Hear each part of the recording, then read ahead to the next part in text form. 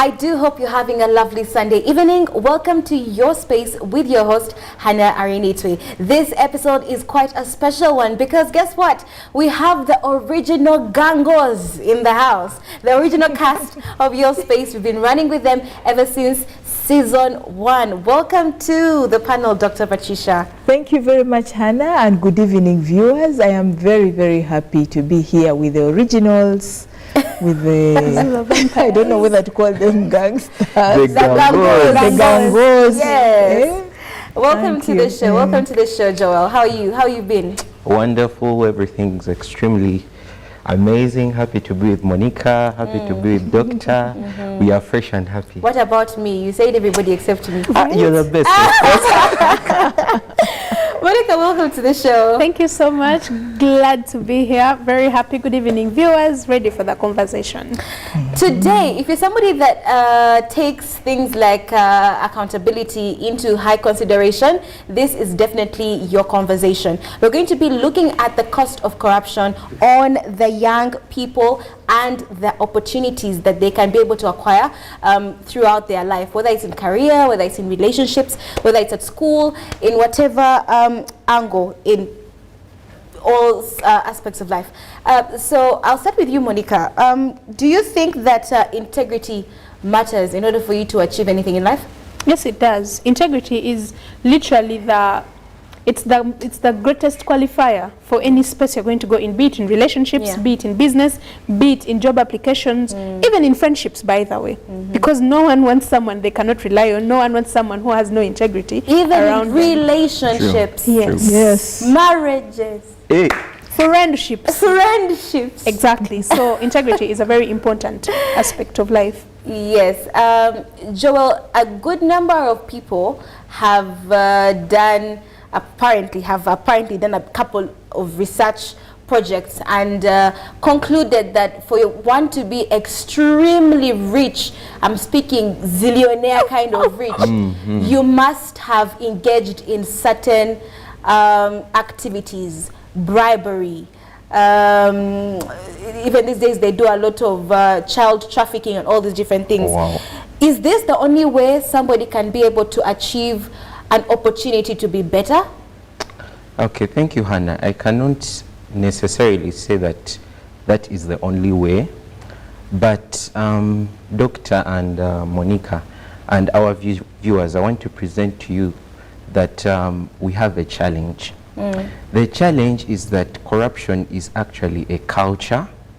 It has become a tradition. I don't know whether you get the gravity of what I'm saying, to the extent that there is nowhere you can go, okay? I'm not using like to a language that would express that it's impossible, but I'm saying that largely corruption is a culture. It has become a tradition in our offices. It has become a tradition in our homes. You see, yesterday I was talking to a lady that was telling me that, you know what, Joel? You go to an office and you look at everybody. Everyone is looking like they are a zombie? No, expecting something? Something like that. She used the Luganda word. She used the Luganda word. She said bakopi. She says like you poor? Not necessarily poor, but they look like they want to beg. Yes, Hannah, someone who is paid a salary, you have to go, before you access a service that they are already paid for, you have to first give them kintu kidogo. You get, so I get your point when you say that in our generation it is tough to access particular levels without engaging in corruption. But there is a hope that every tradition, every culture has gone through a process of change. There is a lady, I think she had been UN representative before in Uganda. It's called Nkojo Iweala. I don't know that you've heard of her. She wrote a wonderful book on how corruption fights back and her personal story and experience on how things have been changing. And she gives us hope. She says that as societies continue to evolve, perspectives change. Personally, I believe as I conclude that corruption is actually an indicator of the inequalities that we have in a society. So wherever we have inequalities, it is normally used, yes, it's normally used as a catch-up to balance. That's why I do not think that the fight against corruption, Doctor, can be divorced from poverty eradication and dealing away with inequalities. So I believe that as we continue to deal with these other core issues, we shall be able to balance a bit. And of course, it cannot be today. It's a process. It is a process. Yeah. Dr. Patricia, can you give us, because I've come to realize throughout our conversations ever since season 1 that there is a very big intersection between poverty, corruption, inequality, and all these different things. Can you give us a picture on why it's important for us to be able to eradicate all these subsidies in order to have young people access the opportunities they deserve to access? Thank you very much, Hannah. Many years ago when I was in school, the challenges for the economy was sickness, disease, and poverty. Just the three: sickness, disease and poverty. Today, when you look at the impact in terms of the cost of corruption, corruption is costing our country close to 10 trillion annually. And now, because corruption is taking that amount of money, you find that there is limited access to education because not many people can afford this education. And even those who go to school, the quality of education they could be getting is compromised because the teachers are not willing to be there to teach full time. They're dodging some lessons, and yet they're paying them the full salary. So the impact of that on the youth, the young people who are supposed to be attending to these schools are then getting affected. So when resources are diverted away from educational institutions, then you find that the result is basically outdated material, the quality of education people are getting is compromised, and so on. Then there is the issue of reduced employment opportunities for the young people due to corruption. In a corrupt environment, hiring practices often favor issues like nepotism, umwanawani, who, and you have heard our cries about what is happening with judicial service education, the district service commissions in the process of recruitment. So this undermines basically even the quality of the people being recruited. So it undermines the qualifications. Efforts capable of bringing young people on board are restricted. So we see restricted employment opportunities, which basically affects young people. Then diminished economic growth. Like we talked about sickness, disease, and poverty. Corruption hinders economic development in the country. It discourages investors. It discourages innovation, because you know, even if you're coming up with creative ideas to come up with an equipment and people are going to bring theirs and push yours aside, then you're not encouraged at all. Even businesses basically get affected. So you find that there is erosion of trust even in institutions. So then how can we then help the young people to overcome some of these challenges? We're here by calling the young people to come up, to own the war against corruption, to report some of these cases, because even when you go to hospitals, majority of the patients there are the young people. Because of corruption, the quality of health care is also affected. And usually when I go out monitoring service delivery, I find some health centers without health workers. What? But when you look at the payroll, they're all getting paid. They're all getting paid, but they're not attending to duty. So corruption in health services can deprive the young people from the necessary health care they should be getting, or the necessary services they should be getting from those health. So why integrity matters here in this question? Integrity, when we promote integrity, it fosters trust in the institutions. If the youth come up and embrace this integrity we are preaching, it will cause the mindset change we had talked about in the previous episode, because young people will see that their leaders can be trusted and they will prioritize ethical behavior.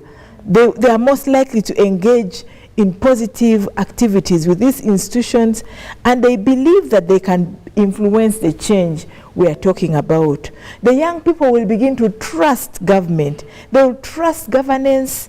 They can inspire the youth to participate actively in some of these societal processes. So when the youth get to embrace these processes and begin to participate in, then they own up. They own up. So young leaders who prioritize integrity can inspire their peers and communities and cultivate movements where people are preaching integrity, being truthful, being trustworthy, walking the talk, advocating for transparency, accountability, and anti-corruption. And this basically will have a significant impact out there. How do we promote a culture of accountability among young people? I think it's very important for us to talk about this accountability. Yes. Accountability is not just accountability for money, but how do you conduct yourself out there? How is your behavior? Are you somebody who is trusted by your peers? What about your parents at home? Do they trust you? There are some parents who lock their bedrooms because they don't want their own to enter and access those places because they know how terrible and dangerous they can be. So let's talk about building trust right from families, walking the talk, building these values of integrity, honesty, truthfulness, accountability, fairness, and so on. We need to encourage the young people to basically embrace this war against corruption by demonstrating and modeling the way they want this country to be. And we don't demonstrate by jumping all over the place. We demonstrate by taking initiative. We demonstrate by organizing ourselves and participating in social responsibility programs. We demonstrate by preaching patriotism and having love for this country. We demonstrate by being exemplary. So I think the young people need to really join the war against corruption and make a significant impact in their different spaces. Thank you. All right, we're going to go in for a break, and when we get back, we'll be diving more into the cost of corruption to aspirations of young people. Welcome back from that mini break. You are still on Your Space with your host, Hannah Arinitwe. Now, we're still looking at the cost of corruption on the young people's aspirations. Now, I know that we not only have young people watching, but we also have some individuals who do have some power to make certain decisions in the different spaces young people are in. So I'd like us to share some real life stories on how corruption has affected some of the passions, right, of young people, so that we understand why it is really important for each one of us that is watching to take self-integrity extremely serious. I mean, for me, for example, I've been on so many opportunity searches, right? And you qualify in all the very many different ways. But because of corruption, somebody comes and steals your opportunity from you. Now, this was passionate young Hannah, you know, is now devastated and decides, you know, to just dump their passion the other side. Now, there's some people who are watching and can relate. Monica, have you ever felt the need to just give up on your dream because of somebody that has decided to take that route of corruption? Yes, several times. But yeah, I don't even know what to relate to because I relate to so much. So many. Just share one. Just share one. Okay. Same. Okay. Wow. You don't have to be so specific because I don't want effects of retaliation to happen on the show. Right? Okay, so yes, I agree with you. There are spaces and experiences I've had where because of corruption, certain doors were closed. And simply because you were, okay, it just doesn't even make sense. But you can enter a place and they reject you simply because you're not from the right tribe or you're not speaking the language you should. Because they'll be like, okay, yeah, your CV is okay, it's right. But apart from English, what else do you speak? For me, I speak Luo. But yeah, what else? And then you realize, oh, no, I don't speak that. Then they're like, yeah, we can't help you. And you're like, but no, this is a job in Kampala. What are the chances and odds that I'm going to interface with clients that do not know anything to do with English? Peradventure, they don't. We have interpreters, so where are we coming from, right? So you are rejected or denied a certain opportunity in preference of someone else because of a certain, like something that you really cannot change, right? So, yeah, so you miss out on the opportunity simply because of where you're born or the language you speak. I've never suffered for the skin color, at least that much I can say. Maybe because we are in Uganda. Thanks. But yes, corruption, and it hurts because at the end of the day, you're like, you know what? Why push? And this is why I'm asking you guys to share your stories, because I want whoever is watching and has that power and is misusing it to truly feel the pain that a young person goes through when you shut that door. Because the work you've put in, you've really put in a lot. You have done your part, you've built yourself, you've worked on your CV, you've done all that ought to be done, and then you walk into a room and they are like, only because of this, we can't. Joel, you're the only one of us who is still in campus. Do you have any real life experience where you've been treated unfairly? Yeah, and as I said, corruption is really a culture. So it is, as she says, it's really painful. Look in the camera and say how painful it is. It is really, it's tough. It's very tough. You know, there are places, for example, you're in school. I know many of you can relate. You want to apply for internship, maybe at this law firm. Rather. Then, of course, you go. You know, it's the interview is like a rite of passage. Like a rite of passage. You just sit there, you answer the question, and you really do well. You could be like the third, the second in the interview.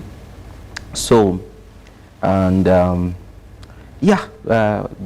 next day you just find a list of names and they all begin with the same letter, Aka, Aku. I don't want to. So you will see. You know, some friend of mine, he was telling me that there is a certain law firm. You just look at the list, really, and you know yourself. And you just know you will not survive there. You can you even check the next page, but you already know from the names on the first page that you cannot suffice. So really, there are issues. There is a ministry where I did apply. I think mid last year or for internship. So I did all the applications. They did the shortlisting. Oh dear.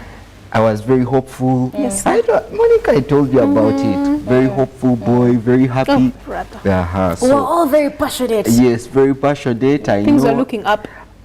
True. I even told Monica, she said, wow, this is the best place you could ever be.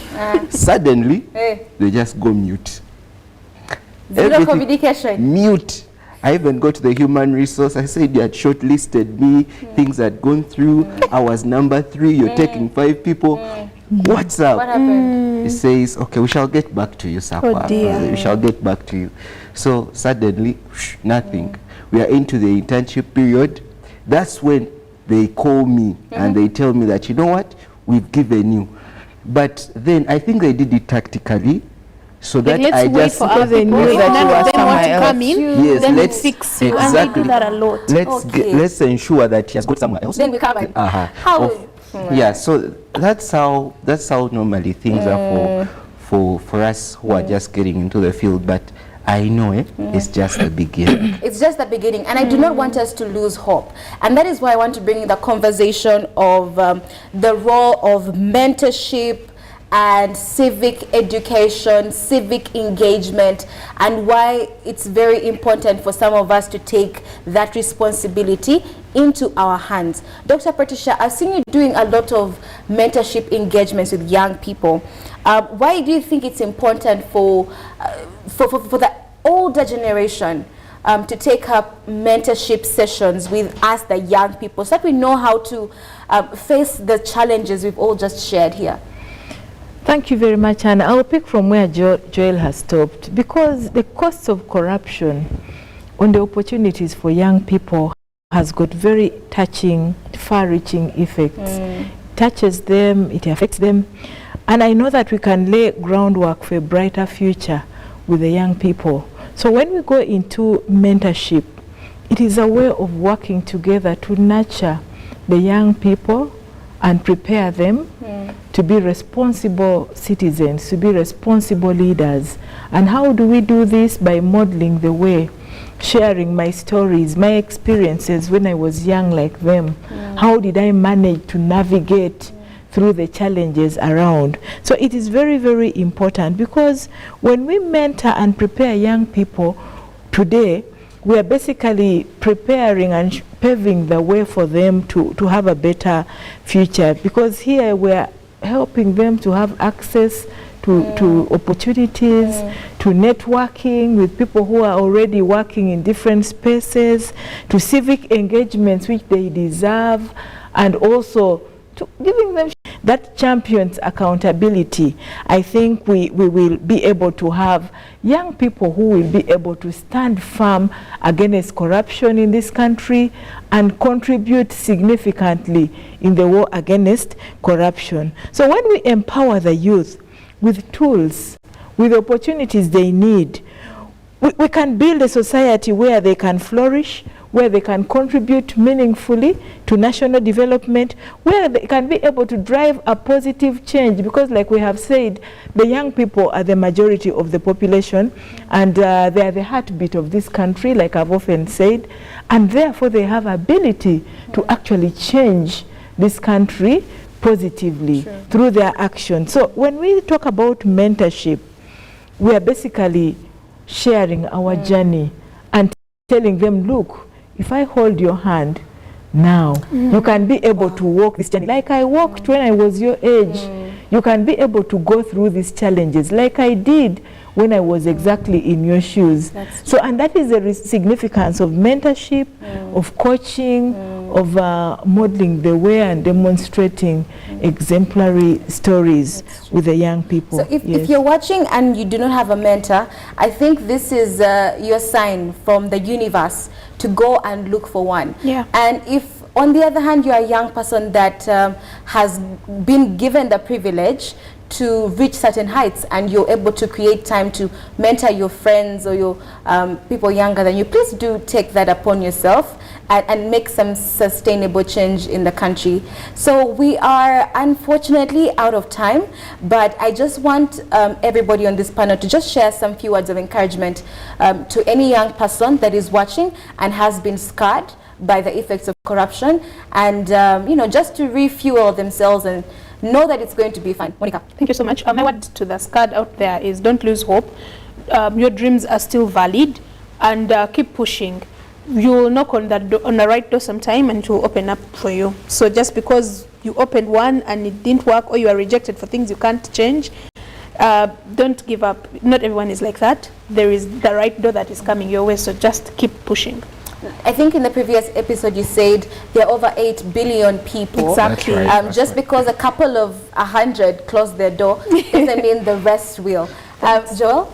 Yeah, dear viewers, there is a certain level of excellency that no form of corruption can outbeat. True that. So, yes, there will be slips along the way because we are still correcting a few things, but that does not mean that you should give up.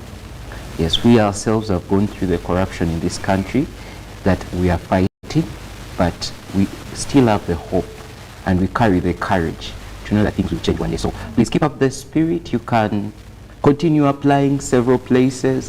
One day, I assure you, one day a door will open. That's true. All right, Dr. Patricia, please do give some of your young followers some advice as we move forward. Indeed, I would like to agree with Joel that we live in hope and faith. So even as we empower the young people, we pave way for a generation that values integrity, that stands for accountability, a generation that stands and supports equity and fairness. And this is not just a moral imperative, but it is also essential for ensuring a brighter and more sustainable future for the young people. So as young people, let's live for integrity, because integrity is the bedrock of your character. integrity will open the doors Joel and Monica Yes. were talking about, and truthfulness and honesty. So may God bless you as we work hard to be an ambassador of integrity in your different spaces. Bye-bye. All right. If you want to get my final tip and advice, please find it on social media at Your Space Uganda. Thank you so much for joining us. It's been a lovely evening. Bye-bye.